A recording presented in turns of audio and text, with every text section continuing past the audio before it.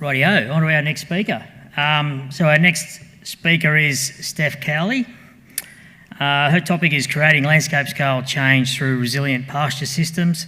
Steph has worked as an agronomist specialising in pastures in southwest Victoria and as a property overseer in the Holbrook area.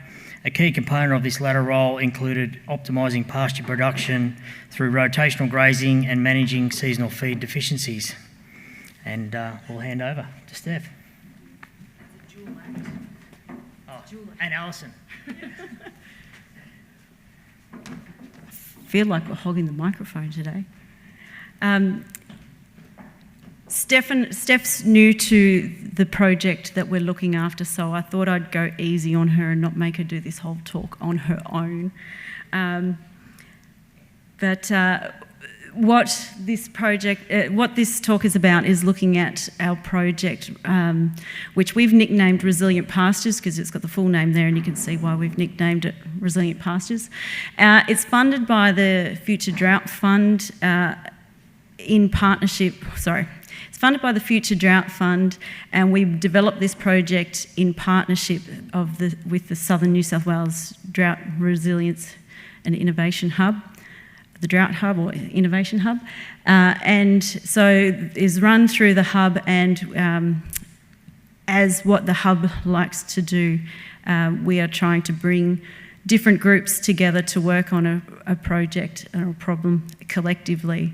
And so we applied for this project back in a couple of years ago, 2 years ago, and was successful for the Future Drought Fund on this funding, and we've managed to bring together a number of organisations in this project. 5 farming systems groups across southern New South Wales: FarmLink, Central West Farming Systems, Riverine Plains, Monero and ourselves. And we're also working with Local Land Services, Department of Primary Industries and Charles Sturt University in the delivery of this project. So this project is obviously to look at drought resilience. And one of the key things that grazing systems, whether they're mixed or permanent grazing systems, is feed base. Feed base is everything. And when it comes to drought resilience, and so we wanted to make sure that we did something, or got some sort of grant up in this first round to look at that big issue. So generally, I've been in the pastures field for most of my career, and there's been very little funding going to RD&E in pasture systems over the years, and so we wanted to make sure that across southern New South Wales there was also some continuing demonstration sites, some continuing focal points for data for producers to come together and talk about farming systems and learn about production systems in pastures. We also know that there's been, over time, a shift towards annualised systems. We've had perennial pastures fall out over many years through drought or otherwise, and they haven't been necessarily put back. And what we've noticed over time is that generally the skill set and the expertise around pasture systems has been reducing. And so a key area that this project wanted to address was the skill set and expertise within the region, that we wanted to be able to foster that and build that, particularly in the farming systems groups. So this project is very much a co-designed effort, and it starts at the bottom up. Each farming systems group put together a producer reference group, and this producer reference group supported this project from designing and locating the demonstration sites to what it was actually going to look. And the idea was that these producer reference groups really gave guidelines to the farming systems groups in terms of what the current issues were for that local area. Particularly, we wanted producers as part of this, but we also recognised that the advisory systems around those producers are really essential in this. And so having agronomists and other consultants, local extension officers involved and research officers all coming together in these producer reference groups was really important to ensuring that it was addressing something that was going to improve drought resilience and production in pasture systems in that local area. So the project was overseen by all the members of the committee, of the project, so local land services, the farming systems groups there, DPI and CSU.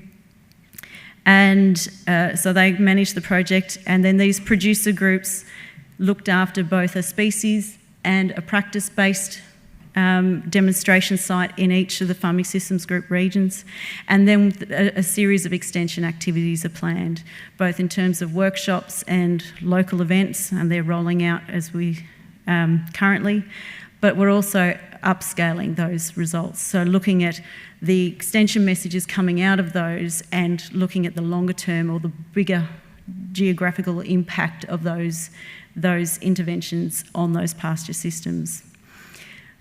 In addition to this, we're looking at what technical information is out there and supporting those sites with both general and technical information with support of New South Wales DPI and local land services. And so, in addition to all this, DPI is also supporting to build the skill set within the farming systems groups and those participating to ensure that we have improved skill set around pasture management and pasture demo site management into the future as well. I'm going to hand over to Steph to tell you about the actual fun stuff, the demo sites. Thank you. So yeah, part of this project with the Central West Farming Systems, Riverine Plains, Monero Farming Systems and FarmLink, and also us as Holbrook Landcare.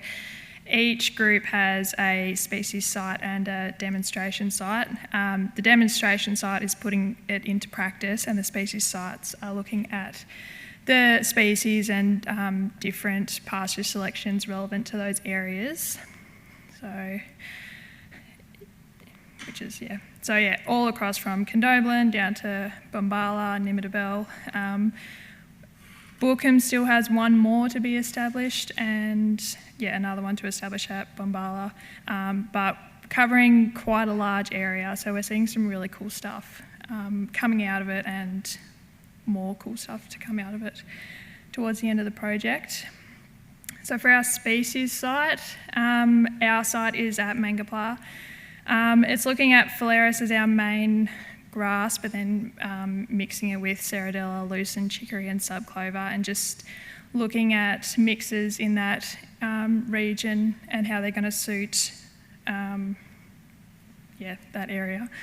FarmLink are looking at some clovers, Phalaris cocksfoots, lucerne, annual medics.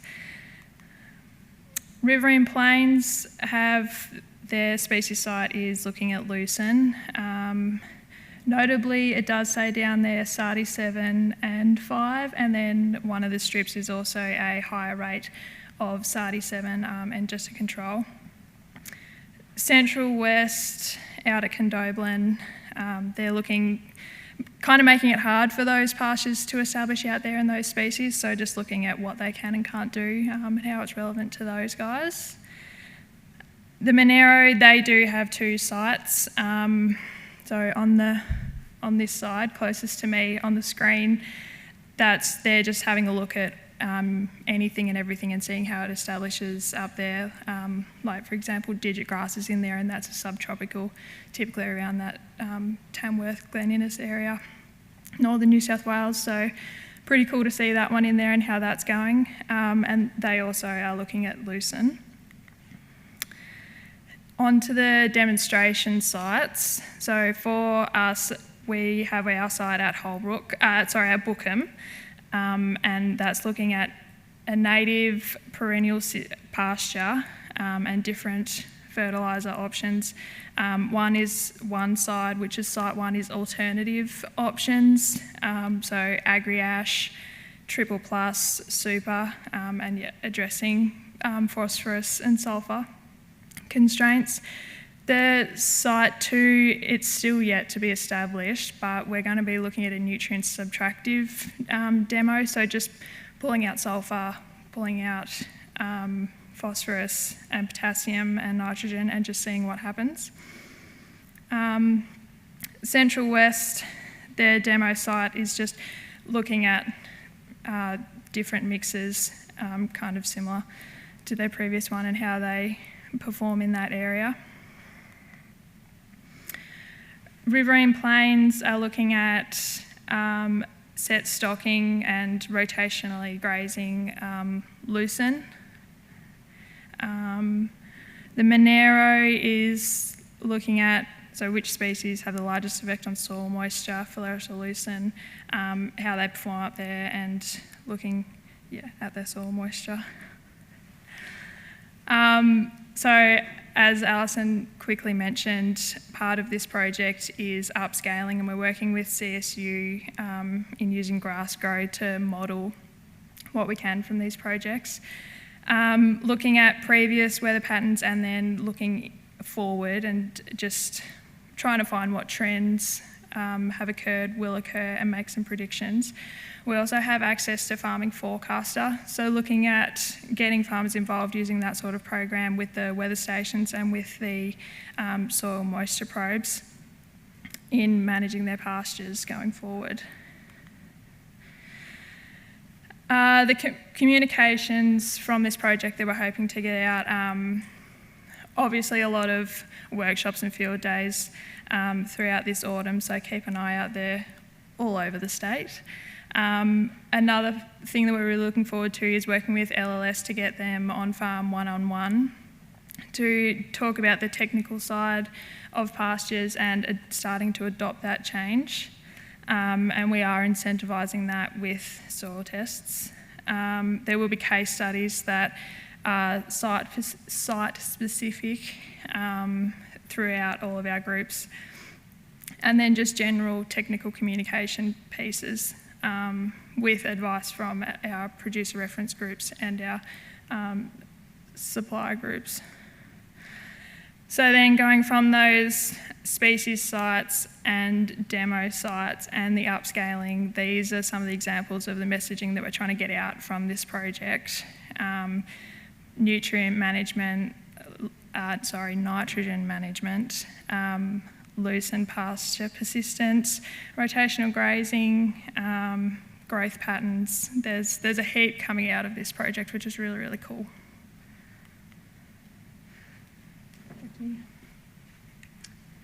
So just to end, we knew we were going to have a battle with this project from the very beginning, because if there's nothing I haven't learned about pastures so far, it's that nothing ever happens on a timely basis with pastures. Everything takes longer than it should. So we've had a number of issues. We've had some very some very wet years, and being one of the first Future Drought Fund projects to go through the Southern New South Wales Drought Hub, it's, let's just say, it's been a slow process with that sort of thing as well. So we've had a lot of delays on the sites, and we're really finding that they're really just getting going now. And so given we had a 2.5-year timeline to do it in, the results that we want to be presenting are going to come next year. So what's going to be interesting is what we do with these sites next. I won't speak for the other farming systems groups, but we are in discussions with the Southern New South Wales Hub now to keep these sites ongoing, because what we have actually developed are some real assets that different areas can make the most of. Looking at our 2 sites, we've committed to keeping them going for another year without funding, and we'll hopefully pick up funding between now and then. But we have set them up to be potential research sites, and so we're post this project we'll be looking at doing looking more into nitrogen application on these pastures for drought resilience and how it affects production as well, whether it's from the bag or from seed or from a combination of both. So that's a really exciting thing that we can do that. At Bookham, this is a really exciting site. We're working with CSIRO to set this up, and is going to be a long-term commitment. Anything with nutrient applications always is, and so we've got some really great baseline data there that we'll be able to continue that site and have it as a legacy site into the future. So despite the challenges, what we have set up is a really good network of demo sites across southern and central New South Wales. And we have a collective model for working together now in these ones with instilled producer reference groups providing localised advice onto those. I think this is a really great opportunity for us to think about how we use these sites into the future. And I encourage anyone who is here today to come talk to us about what they would like to see done with these sites and whether there's things that we can do to help keep these focal points in the regions into the future. Because the sites are already evolving. Just like to say thank you again to the Future Drought Fund for giving us the chance to set these sites up, and the support from the Southern New South Wales Hub and all our partners, who many are in the room here today. Thank you.